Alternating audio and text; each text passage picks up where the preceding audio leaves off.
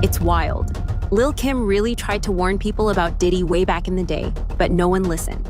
She also warned folks about Biggie, and people laughed at her back then too. Now more celebrities are starting to speak up about what they saw while working with Diddy. Before, it was mostly people like Gene Deal and Jaguar Wright sharing stories, but they were often dismissed as being dramatic. Diddy told her he was going to kill Biggie. She knew it was going to happen. She was purposefully not by her husband's side that night. It happened, and she was told she had to lie about it. And guess what? That lie held up until that boy turned 18. And he started having ideas of what he wanted to do, what he inherited.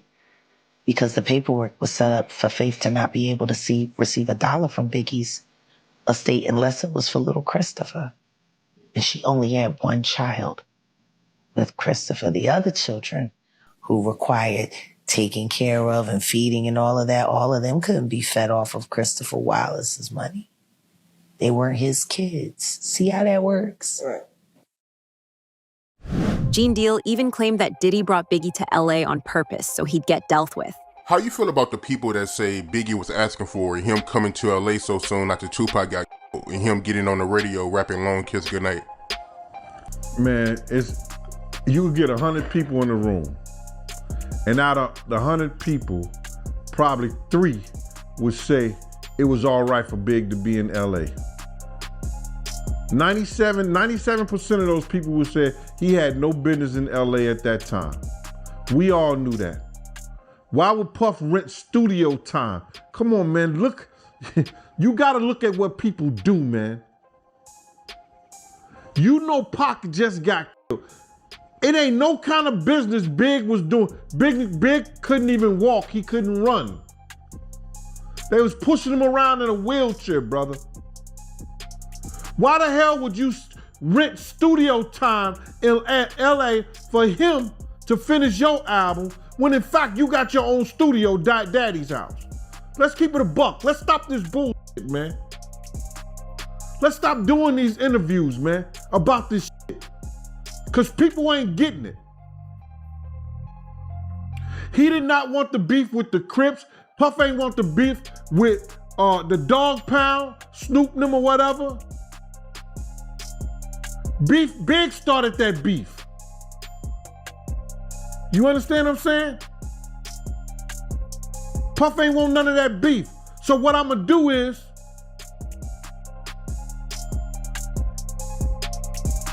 y'all want the sheep? I'm gonna put them out the pasture.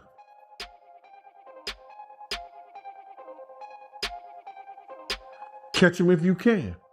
If you got that wolf in you, catch them if you can. Why in the hell you would put your man in a situation by sending him to Cali to work on your album? When you know, not his Nimitz, but your Nimitz was just by that you was running with. Why would you do that? Same thing with Lil' Kim. People didn't take her seriously. But after everything coming out now, some folks are finally starting to listen.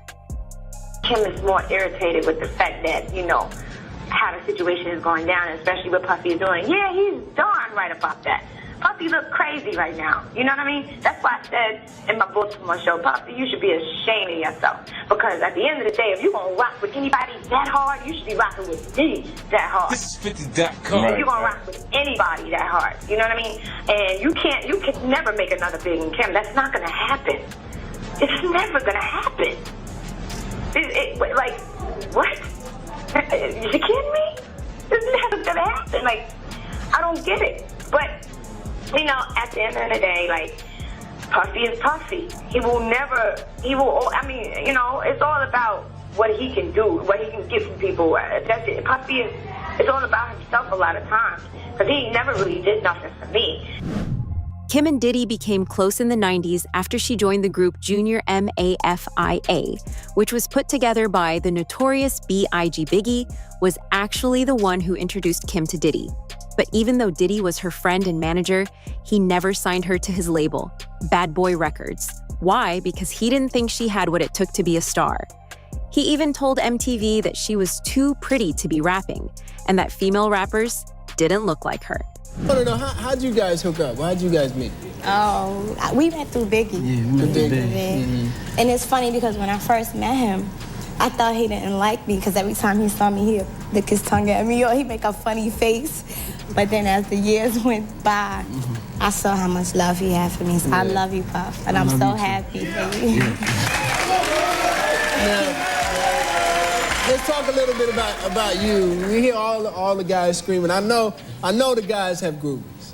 The male stars definitely have groupies. Now, you must have. What kind of stuff do guys do when they come to your guys' show? Wow, they do different things. I remember one time I was going to a show in Atlanta, and this guy came up to me and was like, "Oh, wow, little Kim." And he picked me up and threw me over his shoulder and started running out the airport.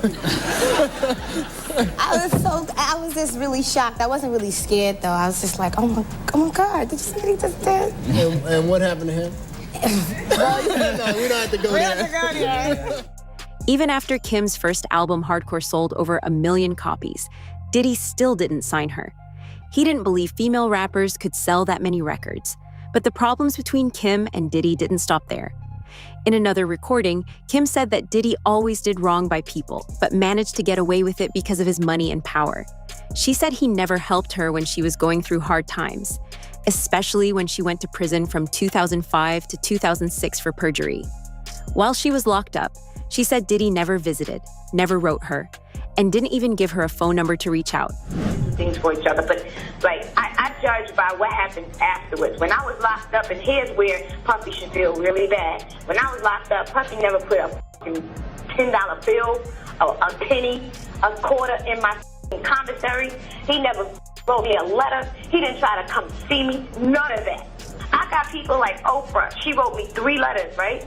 She wrote me 3 letters and sent me 3 of her favorite books, which I love her to this day for that, because those books were so inspiring. And one of them, well, I'll tell you the name of the books later, but anyway, Tyra Banks writing me. Mark Jacobs wrote me every freaking day. He told me everything that was going on from when he first woke up to the end of the night. What does it take just to say, let me make sure somebody who was a major part of my family is all right? Like when you locked up, the one major thing is that makes you feel like, damn, this person really loved me and is on my side, is that when they just take the time out to do one little thing. It's not even the big things that matter, because it ain't the money. I was straight in jail. I had too much money in my commissary. When I came home, they had to send my money back. It wasn't that, but you could have came to see me one time. You could have wrote me 1 letter.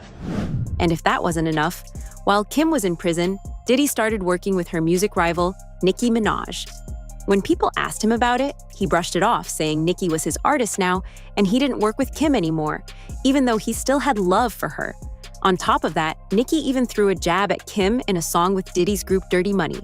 A lot of people in a certain way, we've been those cats that people have aspired to be. You know what I'm saying? And I wouldn't be around Nicki if I ever heard nothing ever negative said about Kim. You know what I'm saying? I never heard nothing like that. But then when it comes to just being an MC, that's when I gotta stand back. You know what I'm saying? Now, if they want to do things and be MCs, that's their business. I'm not with any negativity. I'm not with no beef. You know what I'm saying? And I love both of them. You know what I'm saying? And at the same time, right now, Nicki Minaj, that's who my artist is. That's who I consult. That's who I do business with. I no longer do business with Kim on that level, but Kim will always have a special place in my heart. And it's like that. Kim is the queen. I mean, read in between the lines what you want it to be. It is what it is. Kim is the queen, and I love Kim. And Nicki's the queen in her own right. You know what I'm saying? And that's exactly the way I feel about it. So don't twist my words. Don't make it no way it is or it ain't. That's what it is. And I think they should be doing records together, as a matter of fact. instead of, you know, doing anything that isn't showing unification. But yo, man, I can't preach to the choir. Everybody grown. I done been through my things, and everybody was like, yo, you went through your things. People got to go through their own things. And right now, it's that dirty money time. I spoke on that, and that's what it is. And it's a positive thing, and that's what it is. Be clear. It's Hot 97, Funk Flex, Diddy, Dirty Money. And I will never forget the times I had with Kim. And we can have some more times because I'm still here. Shout out to little Kim. Shout out to Kim. What's up, Kim? Shout out to Kim. For real. And shout out to Nikki. Congratulations on those numbers, Nick. That's what's up. Let's go. Kim also revealed that Diddy blocked her from some major career opportunities. She said she could have been featured on Sisqó's Thong Song, a huge hit, but Diddy told her to play hard to get, and the opportunity slipped away. She believes he was holding her back on purpose, and that wasn't the only time. Kim shared that Michael Jackson himself wanted her to be on one of his albums after hearing her music. Producer Rodney Jerkins told her that Michael loved her sound and wanted her to join the project. But when they went to Diddy about it, since he was her manager at the time, nothing ever came of it. Kim said she was young and didn't know what was going on behind the scenes. But looking back, she thinks Diddy might have sabotaged it. It's so crazy. Rodney Jerkins, he was working on Michael Jackson's album, and he was like, yo, I was playing Queen for Michael Jackson. And he was like, man, I love how she raps behind the beat and it's so sexy. I was like, he said that? What? He was like, yeah. So I'm telling you that to say, we're trying to get you on the album. Stop. I was like, what? I think my leg is still trying to recover because I fell out the seat.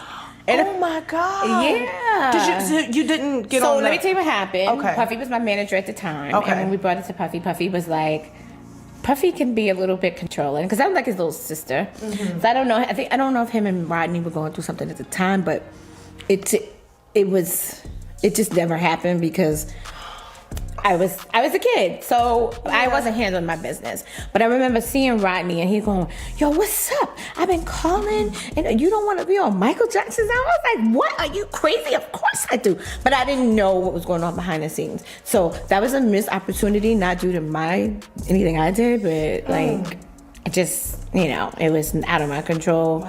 And I really, really, really, really, really, really, really, really, really just want to go somewhere and die. And who knows? Maybe Lil' Kim knew a lot more about what went down with Biggie, too. Biggie was the type of person to motivate you. He always wanted anyone to succeed. He always wanted everybody to have a better life for themselves. He was just hungry. He just wanted to make the album. If he could get 500,000 fans, he used to say, he happy. That's what he used to say. He was like a teddy bear. He was just so cudgy, and I thought he was really nice. And he had this way about him with women. He was different from and Ready to Die than Life After Death to me. He was a little bit more firm, you know what I mean? Because I guess he knew what was out there after that. He just got a little bit more mature and a little bit more business-wise. Big hated the fact that all of it was going on. He loved Tupac and everybody from the West that he had known. He loved them. He just knew that it was a bad thing when Tupac passed. He felt real bad. He knew that there were a lot of people out there that would probably be out there to get him, whether it's they wanted his money or whether they, just didn't like him because of the rumors. He knew it was people out there who wanted to get him, so he always felt for his safety. He felt the need for security. Biggie met Diddy in 1992 after Diddy saw an article about him in a magazine. Impressed, Diddy set up a meeting, and not long after that, Biggie signed to Diddy's label, Bad Boy Entertainment, right when it launched in 1993. Then in 1994, Biggie dropped his debut album, Ready to Die, which became a huge success. Sadly, just a few years later, Biggie was gone. He passed away in 1997. Over the years, there have been rumors that Diddy might have had something to do with Biggie's death. Some said Biggie was planning to leave Bad Boy, and that didn't sit well with Diddy. Gene Deal has speculated that this was the case. Why is he out there working on Puff album when you got the Hit Factory? You got Daddy's House. You got the place where Tupac was shot at, Quad Studio. There's plenty of places Big could have been. Why the West Coast? Come on, man. And then you got a half retarded nigga like you'll see Big Love. Cali. Big wanted his publishing. Big wanted his marketing. He knew he couldn't go nowhere and be who he needed to be without it. So if Puff would have told that nigga go to hell with gasoline draws on, that nigga would have went to hell.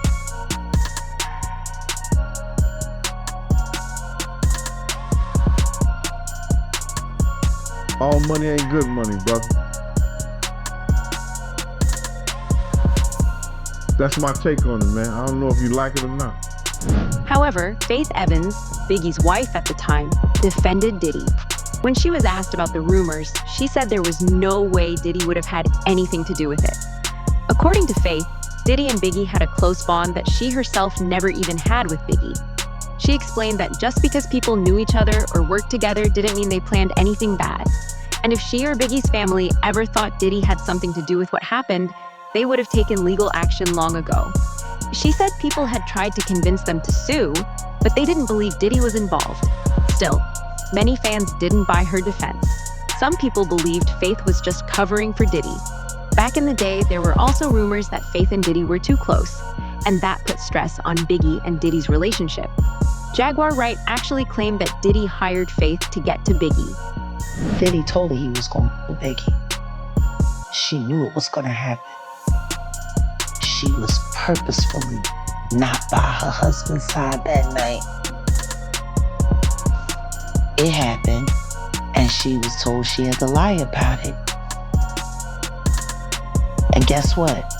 That lie held up until that boy turned 18, and he started having ideas of what he wanted to do, what he inherited, because the paperwork was set up for Faith to not be able to receive $1 from Biggie's estate unless it was for little Christopher. It's funny, when you ask Faith how long her and Biggie was together before they got married, the story changes every time.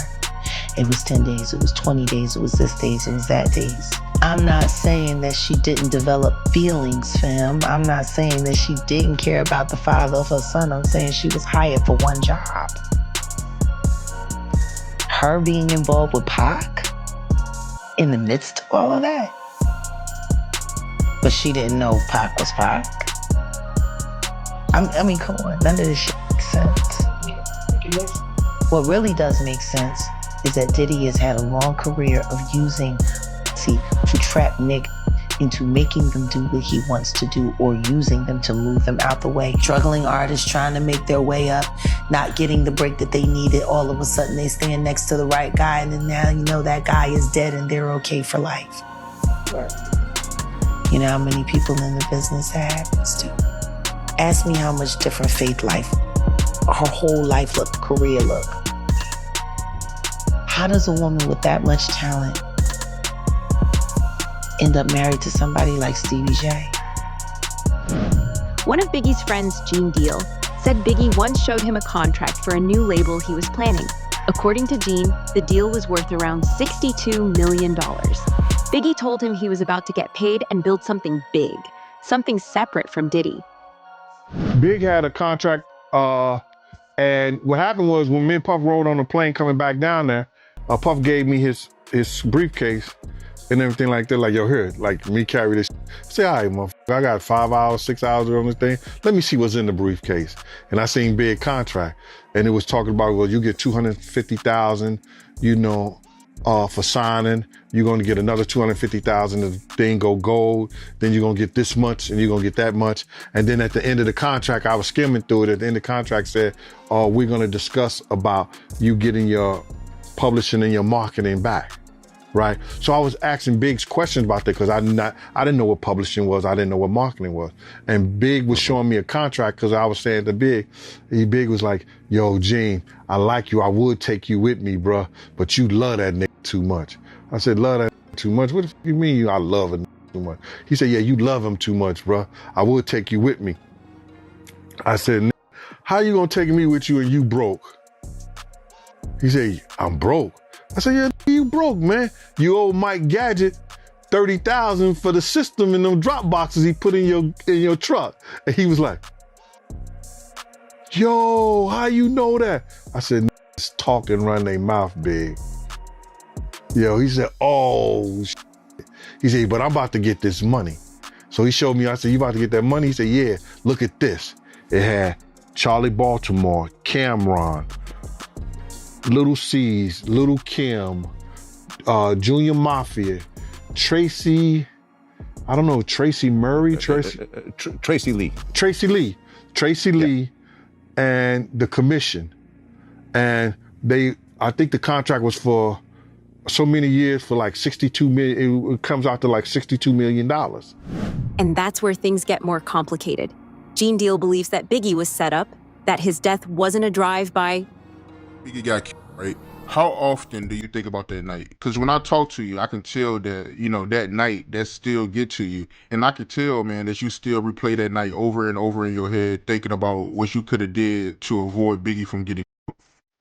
Sometimes I can't get shit out of my mind, but I have good days, bad days. You got to realize when you hear the music, I go into a restaurant and they playing the Biggie music and they got like on the walls of big places I go and I see that. And you was put in a place to try to save this kid's life. And I seen the joy, the pain. I seen all the bull unfold. I saw this kid lose his life. This kid died while I was pulling him out the car. He had died, man.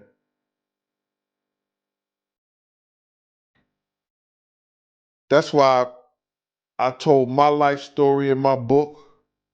That's why I told what I seen and what I felt that night in the book. And the second one is a tearjerker, and it's crazy. Because I'm telling all the stories in it.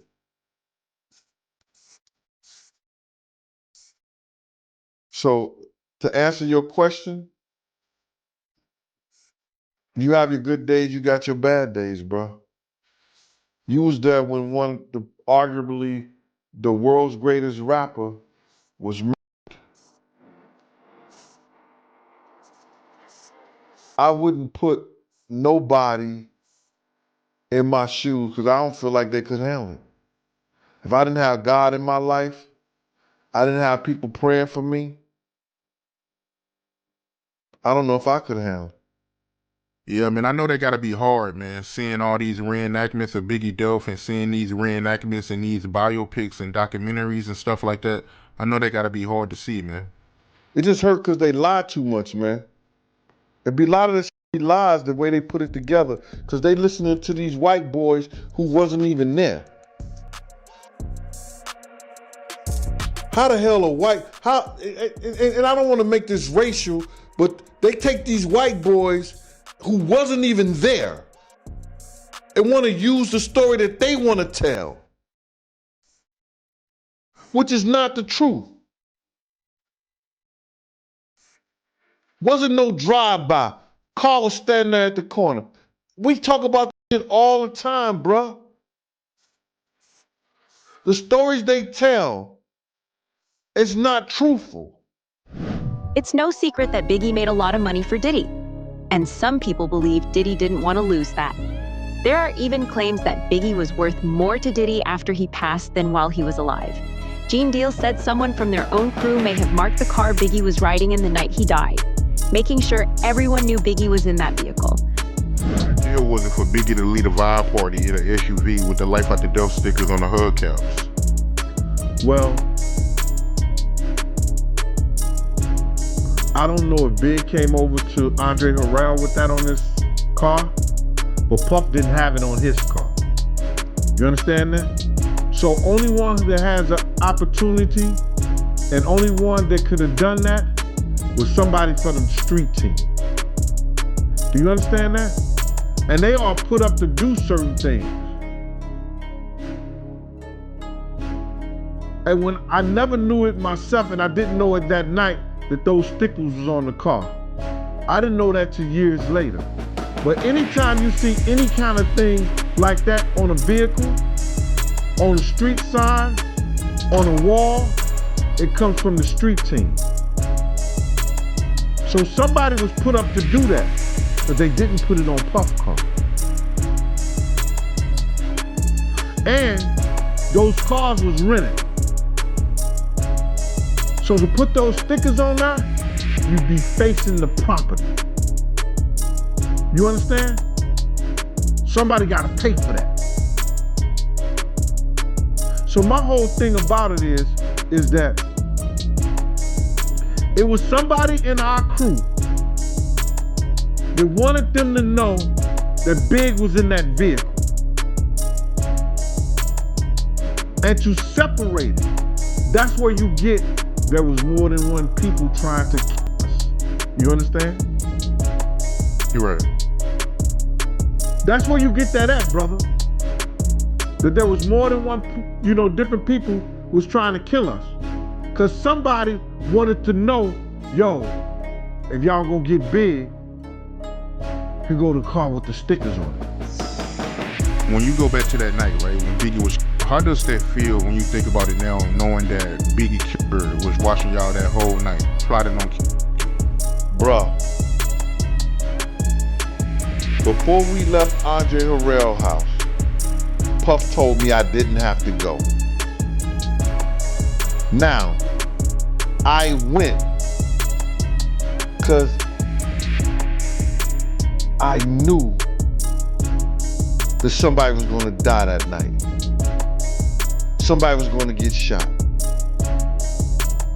I did everything in my power to stop it from being Puff. And it wasn't Puff. Because that was my principle. The people that was bodyguarding Big didn't do everything in their power to stop it from being big.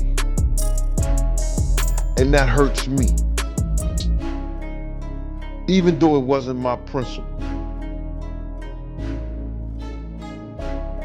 Do you understand what I'm saying? You're right. Bro, it hurts. Every time you hear his music, every time you see one of these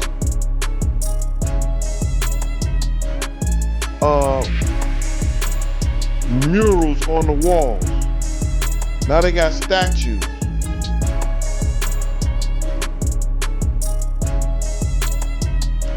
It's gonna hurt until God takes me away from here. Now here's where Lil' Kim comes back into the picture. Word is, she knew what was going on behind the scenes. She knew what Diddy was doing after Biggie died, and she wanted to speak up. But reportedly, Diddy warned her to stay quiet. That might explain why she stayed silent for so long. But these days, people say she's no longer on Diddy's side, and she's finally ready to talk. So now fans are watching closely. If Lil' Kim does decide to open up fully, she could reveal some serious truths about Diddy, about Biggie, and about everything that went down in the 90s. She was there. She saw it all. Do you think we could see this can of worms open in the near future? Let us know in the comments.